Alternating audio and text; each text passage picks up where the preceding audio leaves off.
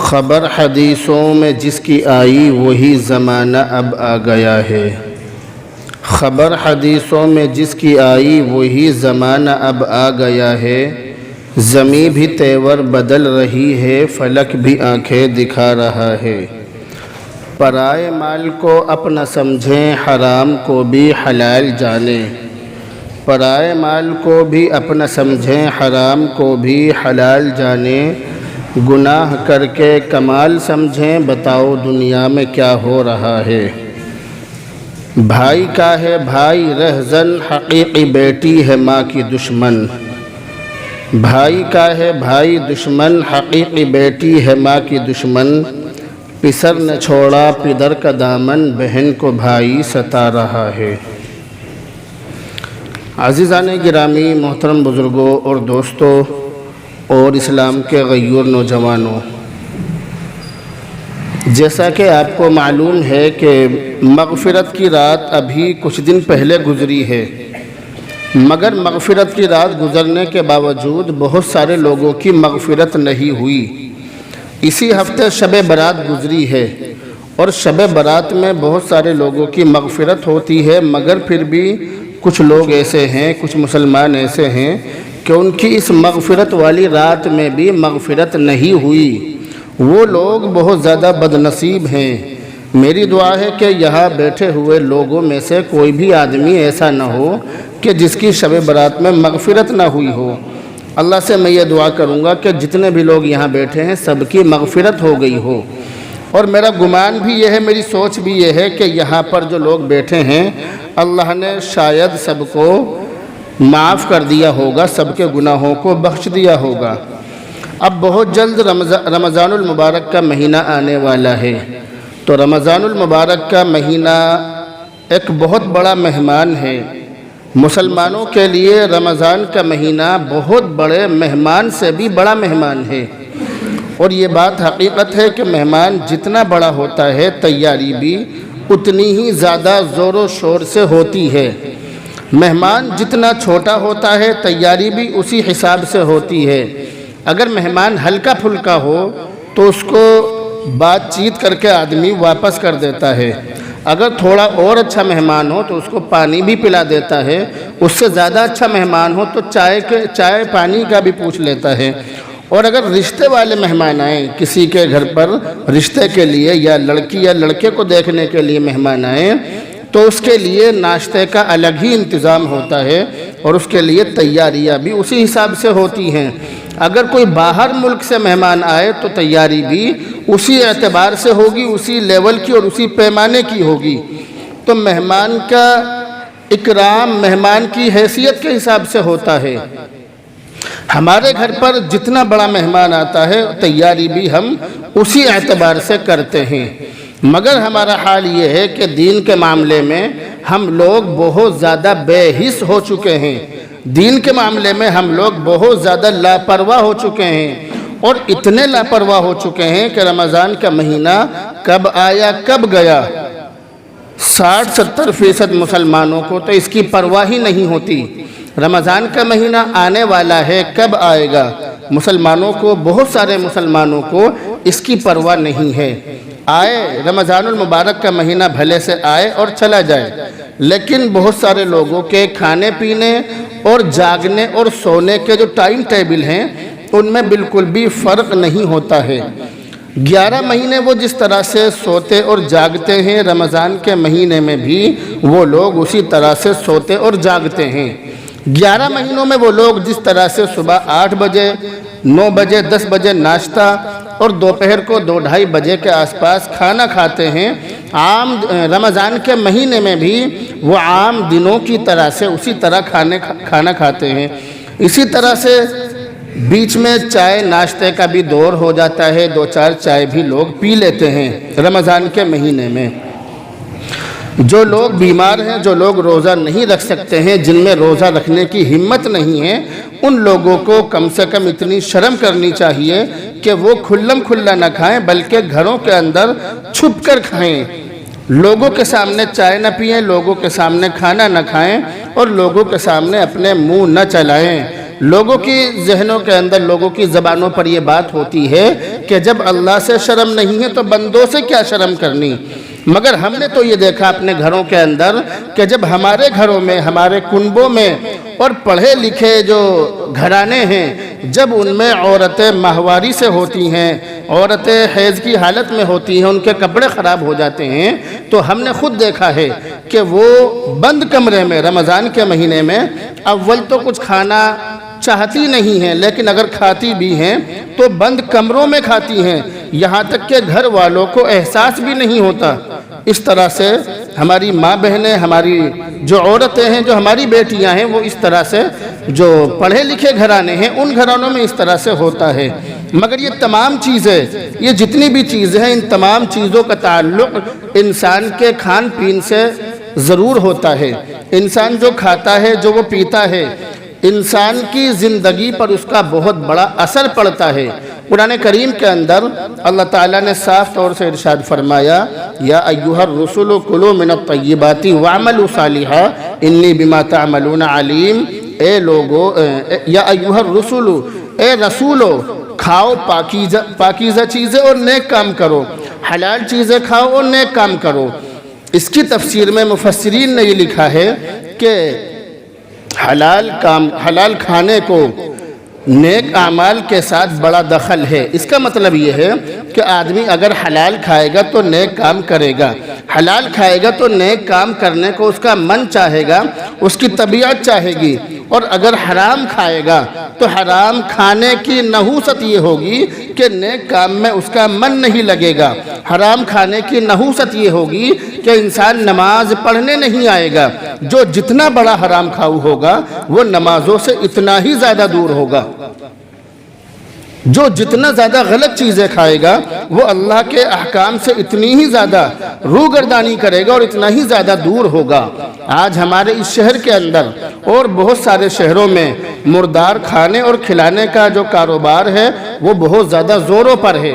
مردار کھانا اور مردار کھلانا، یہ جو ہم گوشت کھا رہے ہیں اس کے بارے میں یہ بات نہیں کہی جا سکتی ہے کہ ہم اس کو حلال طریقے سے کھا رہے ہیں یا حرام طریقے سے کھا رہے ہیں۔ کہیں ایسا تو نہیں ہے کہ مرے ہوئے جانوروں کو کاٹ کر ہمیں کھلایا جا رہا ہو۔ جن ہوٹلوں پر ہم کھانا کھا رہے ہیں ان ہوٹلوں پر پکنے والا جو گوشت ہے اور جو وہاں سپلائی ہو رہی ہے، ایسا تو نہیں ہے کہ ہم حرام گوشت کھا رہے ہیں۔ اور جب ہم حرام کھائیں گے تو ہمارے بدن کے اعمال بھی اسی طرح سے ہوں گے۔ ہمارے بدن سے نکلنے والے جو اعمال ہوں گے وہ برے ہوں گے، اچھے نہیں ہوں گے۔ دارالعلوم دیوبند کے ایک بہت بڑے عالم دین اپنے بارے میں فرماتے ہیں کہ ایک مرتبہ ہم ایک دعوت میں چلے گئے اور دعوت میں جانے کے بعد ہم نے کھانا کھا لیا۔ اس کھانے کے بارے میں یہ پتہ چلا کہ وہ کھانا مشتبہ ہے، یعنی پورا حرام تو نہیں ہے لیکن اس میں کچھ شک ہے کہ وہ حرام ہو سکتا ہے۔ تو وہ بہت بڑے عالم دین، وہ اللہ کے ولی، یہ فرماتے ہیں کہ اس کھانے کے بعد بہت دنوں تک میرے دل کی یہ کیفیت ہوئی کہ بار بار میرا من یہ کرتا تھا کہ میں فلاں گناہ کر لوں، کبھی من کرتا کہ فلاں گناہ کر لوں، کبھی من کرتا کہ یہ گناہ کر لوں۔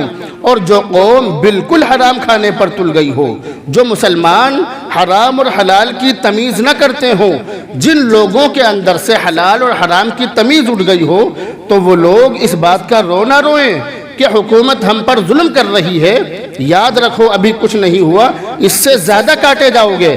اگر حرام کام کرو گے، اگر اللہ اور اس کے رسول کی نافرمانی کرو گے تو اس سے زیادہ کاٹے جاؤ گے، اس سے زیادہ ظلم کیا جائے گا۔ ابھی جو ہمارے پی ایم ہیں اور جو ہمارے اتر پردیش کے سی ایم ہیں یہ بہت نرم مزاج ہیں میرے اعتبار سے۔ کیوں؟ کیونکہ ہمارے جو گناہ ہیں، جو ہم ظلم کر رہے ہیں، اور مسلمان جس طرح سے حرام کھانے پر اور حرام کھلانے پر اور غلط کام کرنے پر تل گیا ہے، اگر دیکھا جائے تو یہ جو سی ایم اور پی ایم ہیں یہ ہمارے لیے ہمارے ہمدرد ہیں۔ ان سے زیادہ سخت اور ان سے زیادہ کٹر اور ان سے زیادہ ظالم ہمارے اوپر بہت جلد مسلط ہونے والے ہیں۔ میری بات کو لکھ کر رکھ لینا کہ یہ تمام فیصلے اللہ کی طرف سے ہوتے ہیں۔ ہمارے یہاں پر یہ ماحول ہو گیا، ہمارے یہاں پر یہ چیز چل رہی ہے کہ لوگ اس بات کی تمیز نہیں کر رہے ہیں کہ ہم اپنے مسلمان بھائیوں کو حلال گوشت کھلائیں یا حرام گوشت کھلائیں۔ اس بات کی تمیز اٹھ گئی ہمارے یہاں سے، جبکہ قرآن کریم کے اندر صاف طور سے لکھا ہے انما حرم علیکم المیتۃ، میتۃ کے معنی ہے مردار، یعنی انما حرم بے شک حرام کر دیا گیا تمہارے اوپر مردار، مردار تمہارے اوپر حرام کر دیا گیا۔ مگر یہ کھلانے والے اور گوشت بیچنے والے ہمیں کیا کھلا رہے ہیں اور ہمیں کیا دے رہے ہیں اور ہمارے پیٹ میں کس طرح کا گوشت اتر رہا ہے اور ہم مردار کھا رہے ہیں یا ہم صحیح گوشت کھا رہے ہیں، اس بات کی گارنٹی نہیں ہے۔ اور ہوٹلوں پر جو کھانا مل رہا ہے اس بات کی بھی گارنٹی نہیں ہے۔ اسی وجہ سے ہم نے تو اس طرح کا رویہ اپنا لیا کہ بہت دنوں سے اگر تحقیق ہوتی ہے کہ اس ہوٹل پر گوشت صحیح آ رہا ہے اور ہماری نگاہوں کے سامنے آ رہا ہے تو ان ہوٹلوں پر تو کھا لیتے ہیں، مگر عام طور سے ہوٹلوں پر کھانا ہم نے بالکل ہی چھوڑ دیا۔ تو ان ہوٹلوں کی بات کی جائے یا گوشت جو ادھر ادھر سپلائی کرتے ہیں ان کی بات کی جائے، اس بارے میں کہا نہیں جا سکتا کہ ہم حرام کھا رہے ہیں یا حلال کھا رہے ہیں۔ اسی وجہ سے اللہ کے نبی علیہ السلام نے حدیث کے اندر ارشاد فرمایا کہ یأتی علی الناس زمان لا یبالی المرء ما اخذ منہ ام من الحلال ام من الحرام۔ عن قریب لوگوں پر ایک زمانہ ایسا آنے والا ہے کہ لوگ اس بات کی پرواہ نہیں کریں گے کہ جو مال وہ کما رہے ہیں وہ حلال کما رہے ہیں یا حرام کما رہے ہیں۔ اور سوچنے والی بات یہ ہے کہ جب ہم حرام کھائیں گے تو ہماری بیٹیاں اور ہماری بیویاں ہوٹلوں میں جا کر غیر مردوں سے ملیں گی۔ جب ہم حرام کھائیں گے تو ہمارے گھروں کی عزت سڑکوں پر نیلام ہوگی۔ جب ہم حرام کھائیں گے تو ہماری بیٹیاں ہوٹلوں پر جب چھاپے پڑیں گے اور ریڈ پڑے گی تو وہاں پر زیادہ تر مسلمان لڑکیاں پکڑی جائیں گی۔ اور خبریں تو یہاں تک ہیں کہ مسلمان عورتیں اپنی بیٹیوں کو، ہاپوڑ شہر کی خبر ہے، اپنی بیٹیوں کو ساتھ لے جاتی ہیں، ہوٹلوں سے ان کے پاس فون آتے ہیں اور اپنی بیٹیوں کو ساتھ لے جاتی ہیں اور وہاں جا کر وہ اپنی بیٹیوں سے دھندا کراتی ہیں۔ اس کی وجہ یہ ہے کہ ہم حرام کھا رہے ہیں۔ جب حرام کھائیں گے تو خون بھی ویسا ہی پیدا ہوگا۔ جب حرام کھائیں گے تو حرام ہمیں غلط کام پر ابھارے گا۔ جب ہم حرام کھائیں گے تو حرام ہمیں غلط چیزوں پر آمادہ کرے گا اور تیار کرے گا۔ تو آج ہمارے گھروں کی جو عزت نیلام ہو رہی ہے اس کے اندر سب سے بڑا دخل یہ ہے کہ ہم نے حرام اور حلال کی تمیز چھوڑ دی ہے۔ آج مسلمان رونا رو رہا ہے کہ دنیا کے اندر بھوک مری ہو رہی ہے، مسلمان رونا رو رہا ہے کہ دنیا کے اندر مہنگائی بڑھ رہی ہے۔ حکومت کو اور اپنے علاقے کے اپنے جو راجیہ ہے اس کے سی ایم کو اور اپنے ملک کے پی ایم کو برا کہنے کے بجائے اپنے گریبانوں میں منہ ڈالنے کی ضرورت ہے، کیونکہ جو مہنگائی ہو رہی ہے اس کے اندر ہماری حکومت کا بالکل بھی ہاتھ نہیں ہے۔ یاد رکھ لیجئے، کیونکہ میں تو قرآن و حدیث کی روشنی میں بات کر رہا ہوں، میں ظاہر کے بجائے باطن پر بات کر رہا ہوں۔ ظاہر میں کیا ہو رہا ہے ان باتوں کو چھوڑ دیجئے، ان پر میری نگاہ کم اور اپنے گریبان میں نگاہ میری زیادہ ہے۔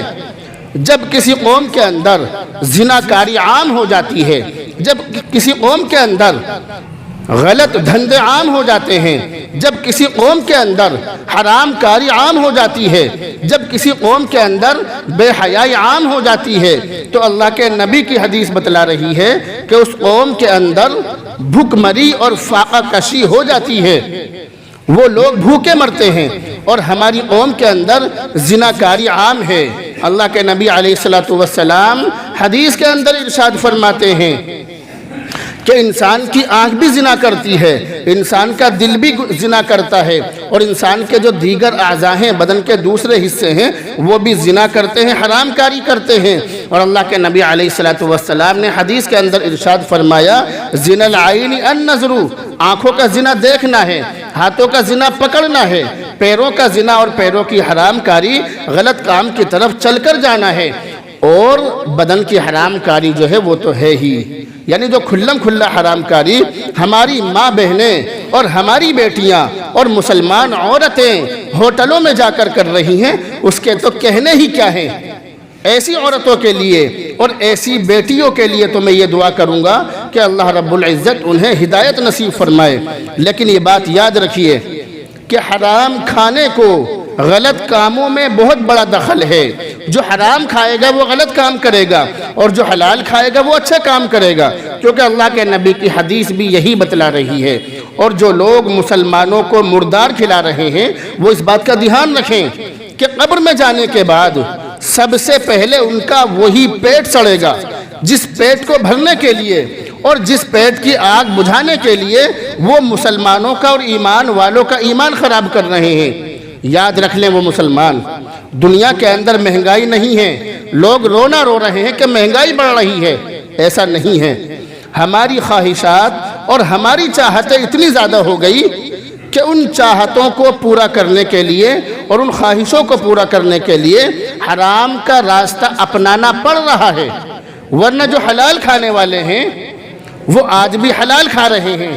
اس مہنگائی کے زمانے میں اور اس بھوکمری کے زمانے میں ایسے مسلمان ہمارے درمیان موجود ہیں کہ جو حلال کھا رہے ہیں اور اپنی اولاد کو بھی حلال کھلا رہے ہیں۔ تو اس بات کا تو کوئی علاج نہیں ہے کہ اپنے پڑوسی سے اچھا بننا ہے یا اپنے پاس والے اپنے ساتھ بیٹھنے والے لوگوں سے زیادہ مالدار بننا ہے، اس بات کا کوئی علاج نہیں ہے۔ یہ چیز انسان کو غلط کاموں پر ابھارتی ہے۔ اس لیے یاد رکھ لیجئے کہ آپ کہیں بھی کھانا کھا رہے ہیں، میرا تو مشورہ یہ ہے آپ بھوکے رہ لیں۔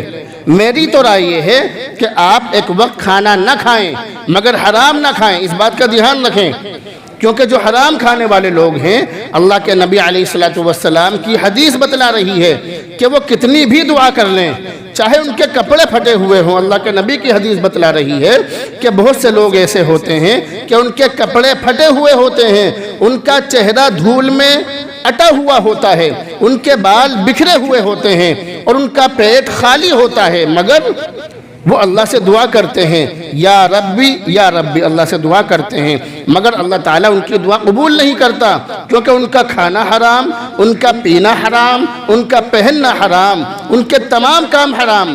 جب سارے کے سارے کام ان کے حرام ہیں، جب وہ حرام کھا رہے ہیں، حرام پی رہے ہیں اور حرام کپڑا انہوں نے اپنے بدن پر پہن لیا ہے، فَأَنَّا يُسْتَجَابُ لَهُ، ان کی دعا کیسے قبول ہوگی؟ جن کا کھانا حرام ہو، جن کا پینا حرام ہو اور جن کا پہننا حرام ہو، ایسے لوگوں کی دعا قبول نہیں ہو سکتی۔ خوب نمازیں پڑھتے رہو، خوب روزے رکھتے رہو، خوب شب برات میں نفل پڑھتے رہو، شب برات میں خوب جاگو، رمضان کے مہینے میں خوب اللہ کو یاد کرو، اپنے ماتھے پر سجدوں کے لمبے لمبے نشان ڈال لو، کچھ بھی کر لو، اگر حرام کھاتے رہو گے تو ہماری دعا اللہ کی بارگاہ میں بالکل بھی قبول نہیں ہو سکتی ہے۔ اپنی دعا قبول کرانے کے لیے یہ بہت زیادہ ضروری ہے کہ ہم حلال کھانے کی کوشش کریں۔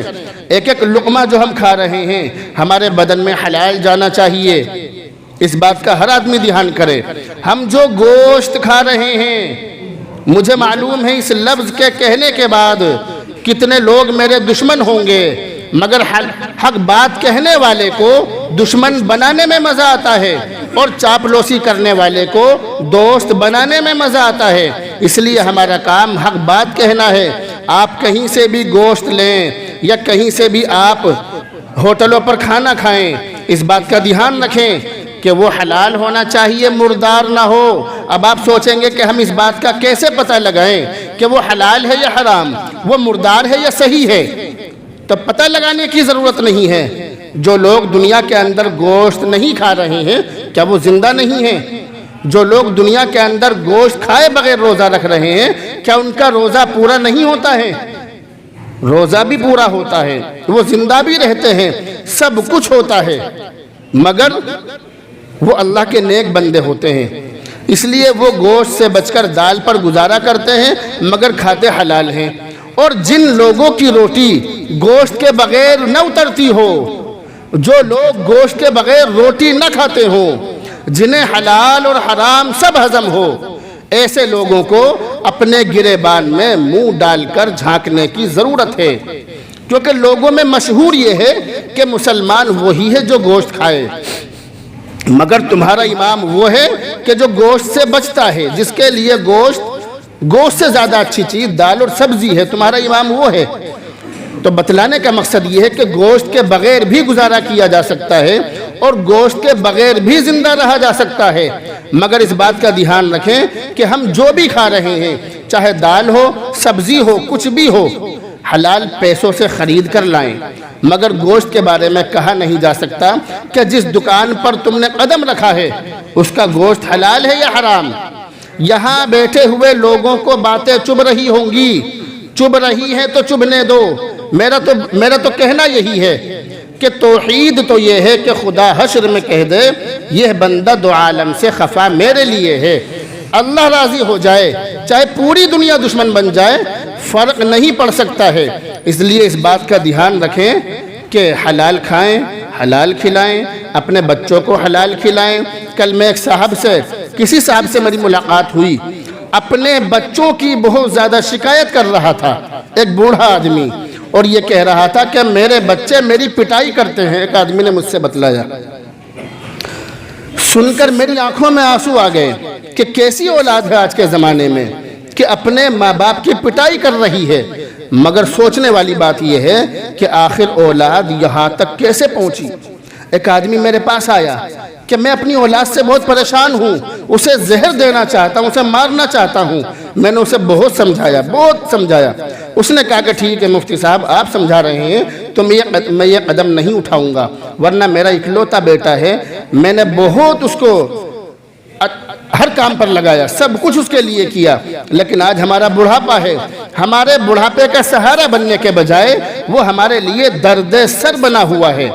تو اپنی اولاد کو اپنے سروں پر بٹھانے کے بجائے انہیں اپنے لیے بڑھاپے کی لاٹھی اور بڑھاپے کا سہارا بناؤ۔ اس کے لیے ضروری ہے کہ اپنی اولاد کو حلال کھلانے کی کوشش کریں، اپنی اولاد کو حلال کھلانے کی کوشش کریں، خود بھی حلال کھائیں، کیونکہ یہ دنیا چند روزہ ہے، کچھ دن میں یہ ختم ہونے والی ہے، اور ہماری زندگی کب ختم ہو جائے کہا نہیں جا سکتا۔ اس لیے کوشش یہ کرو کہ جو بھی کھاؤ حلال ہو، صحیح ہو، پاکیزہ ہو، حرام نہ ہو، غلط نہ ہو، ناپاک نہ ہو۔ اس بات کا خاص دھیان رکھیں۔ اللہ رب العزت سے دعا بھی کرتے رہیں کہ اللہ رب العزت ہمیں ان باتوں پر عمل کریں۔